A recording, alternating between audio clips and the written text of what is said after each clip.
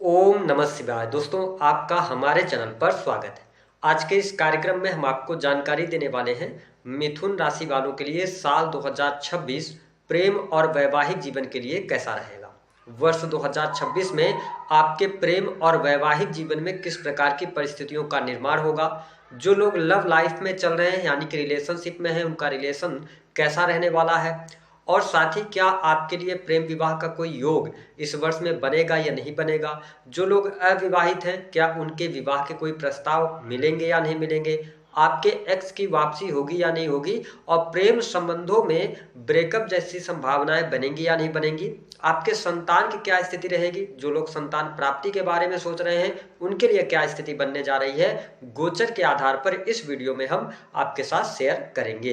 तो मिथुन राशि वालों, सबसे पहले ये जान लेते हैं कि जब 2026 की शुरुआत हो रही है तो जो बड़े मुख्य ग्रह हैं उनकी स्थिति आपके लिए किस प्रकार की बनी रहेगी।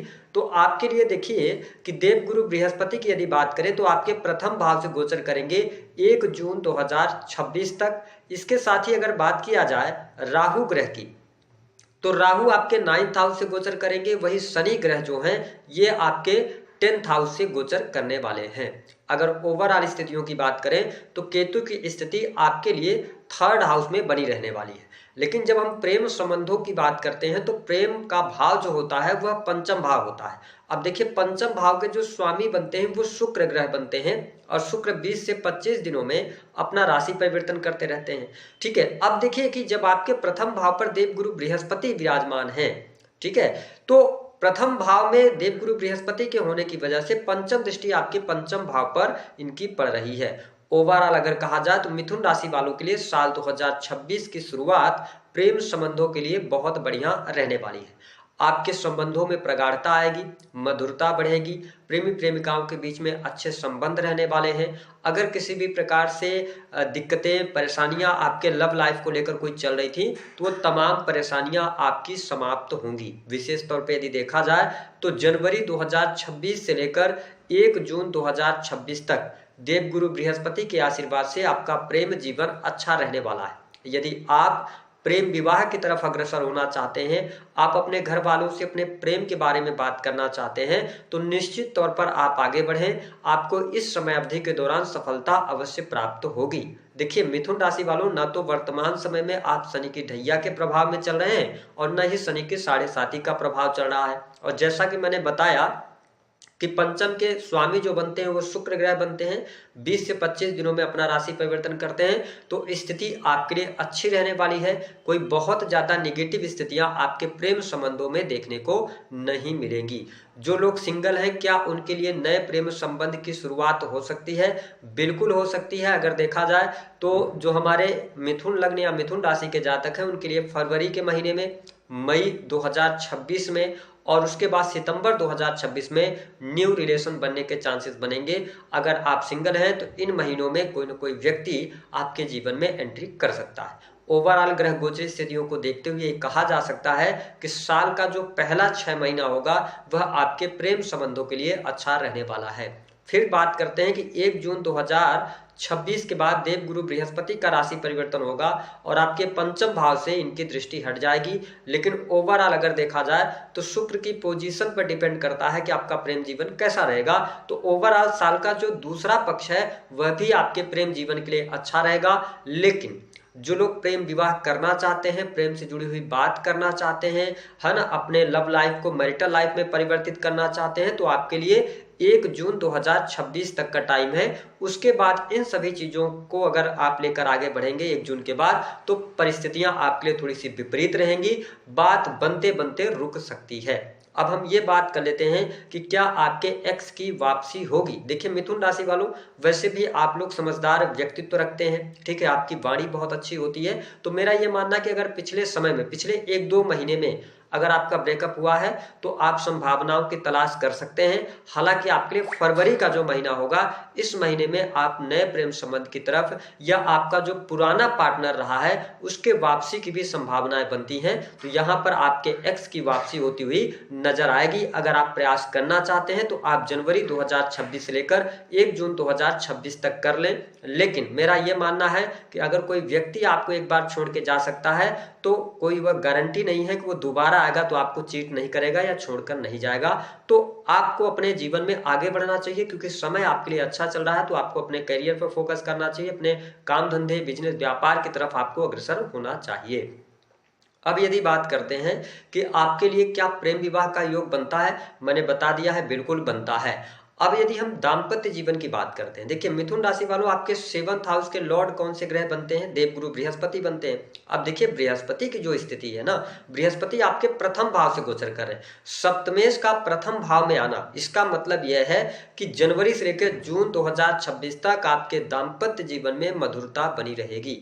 जीवन साथी का पूर्ण रूप से सहयोग आपको प्राप्त होगा। ठीक है, आप खुद महसूस कर पाएंगे कि आपके जो पार्टनर हैं वो कदम कदम पर आपका साथ दे रहे हैं। ऐसी स्थितियां आपको देखने को मिलेगी।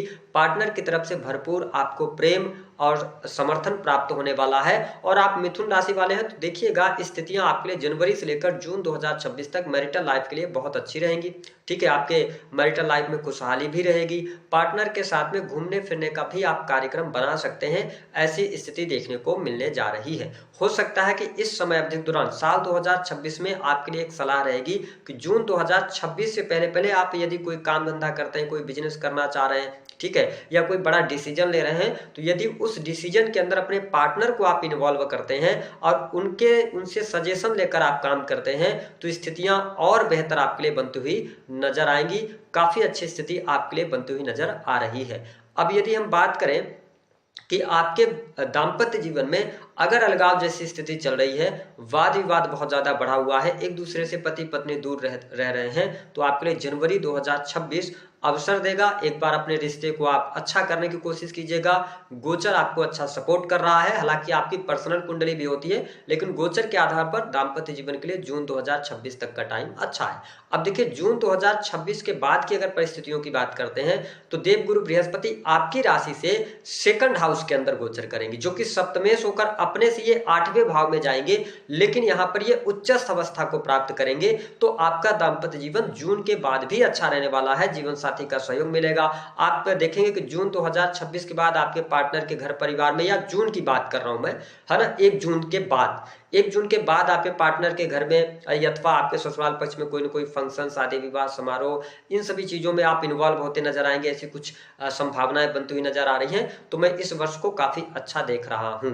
यदि बात करें कि जो लोग अविवाहित हैं, विवाह के योग्य हैं, आपकी कुंडली में विवाह का प्रॉमिस है, ठीक है, तो आपके लिए जनवरी जो 2026 से लेकर 1 जून 2026 तक विवाह के प्रस्ताव मिलेंगे, अच्छे प्रस्ताव मिलेंगे। साथ ही जीवन साथी, आपको उत्तम जीवन साथी की भी प्राप्ति होगी। और इसी समय अवधि के दौरान, क्योंकि देवगुरु बृहस्पति की 7वीं दृष्टि धनु राशि पर रहने वाली है, तो आपके लिए परिस्थितियों को ये बेहतर करेंगे। यानी कि अविवाहित लोगों को विवाह के प्रस्ताव मिलेंगे, वैवाहिक बंधन में भी बंधने का अवसर आपको प्राप्त होगा।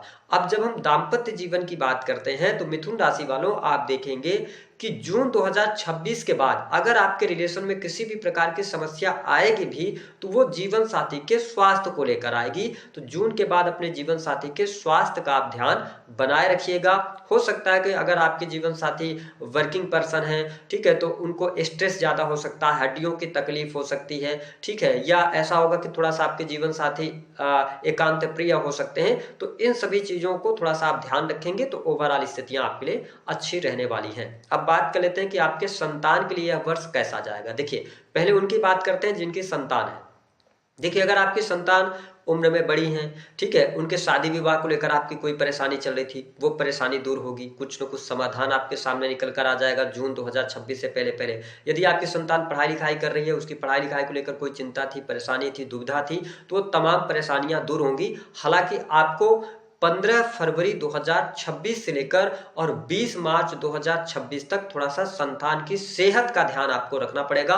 उसके बाद की स्थितियां बेहतर है, काफी अच्छी स्थिति के साथ संतान आगे बढ़ेगी, उनकी पढ़ाई लिखाई अच्छी रहने वाली है। और ठीक इसके साथ साथ जो लोग विवाहित तो हैं लेकिन संतान के बारे में सोच रहे हैं, संतान प्राप्ति का सपना संजोए रखे हुए हैं, तो आपके लिए 2026 बड़ी खुशखबरी लेकर आ रहा है। आपको इस वर्ष में संतान का सुख अवश्य प्राप्त होगा। स्थितियां आपके लिए बढ़िया हैं। फैमिली प्लान करना चाहते हैं तो आपके लिए अच्छी स्थिति बन रही है, यानी कि संतान वाइज भी यह वर्ष अच्छा रहने वाला है। ओवरऑल अगर देखा जाए तो मिथुन राशि वालों के लिए यह वर्ष काफी शानदार रहेगा। रिलेशनशिप वाइज चीजें आपके लिए बहुत बढ़िया रहने वाली है। अब यहाँ पर 2-3 बातों का आपको ध्यान रखना पड़ेगा। देखिए, आपके लिए शनि की जो स्थिति है, ये 27 जुलाई तक 10th हाउस से तो गोचर कर रहे हैं मीन राशि में, लेकिन 27 जुलाई के बाद ये वक्री हो जाएंगे और शनि की जो तीसरी दृष्टि है वो आपके 12th हाउस पर पड़ेगी। ठीक है, ऐसी स्थिति में थोड़ा सा आपको 27 जुलाई के बाद ये ध्यान रखना है कि किसी भी प्रकार के अनैतिक कार्यों से आपको बचने की आवश्यकता रहेगी। अगर आप एक्स्ट्रा मैरिटल अफेयर वगैरह में है तो वहां पर आपको प्रॉब्लम्स का सामना करना पड़ सकता है, तो इन चीजों पे थोड़ा सा आप ध्यान देंगे तो बेहतर रहेगा। इसके साथ में अगर देखा जाए तो दाम्पत्य जीवन के अंदर कभी भी किसी भी थर्ड पर्सन के इन्वॉल्वमेंट को बहुत ज्यादा महत्व नहीं दीजिएगा। आप मिथुन राशि वाले हैं, अगर पार्टनर से किसी भी प्रकार की कोई शंका है, कोई दिक्कत है, कोई परेशानी है, तो आप उनसे डायरेक्टली बात करिएगा। ठीक है, आप डायरेक्ट अगर इन्वॉल्व होके यानी कि पति पत्नी आपस में बैठकर बात करेंगे तो हर समस्या का समाधान आपको अवश्य प्राप्त हो जाएगा, क्योंकि गोचर आपको सपोर्ट कर रहा है। उपाय क्या करेंगे? सप्तम के स्वामी होकर जब गुरुदेव बृहस्पति प्रथम से गोचर कर रहे हैं, अगर आपके वैवाहिक जीवन में दिक्कत आ रही है तो भगवान विष्णु और माता लक्ष्मी की उपासना करें और शुक्रवार के दिन भगवान विष्णु को आप पीले रंग के पुष्प अर्पित कर सकते हैं। ठीक है, या आप बृहस्पतिवार के दिन उनको पीले पुष्प अर्पित कर सकते हैं। दूसरी बात कि अपने नहाने के पानी में हल्दी डालकर नहाइए, आपको बेहतरीन रिजल्ट प्राप्त होंगे। जिन लोगों के विवाह होने में भी बाधाएं आ रही हैं, अगर आप हल्दी डालकर नहाते हैं तो इससे आपको बहुत अच्छा बेनिफिट मिलेगा और जल्द विवाह होने का योग बनेगा। तो दी गई जानकारी पसंद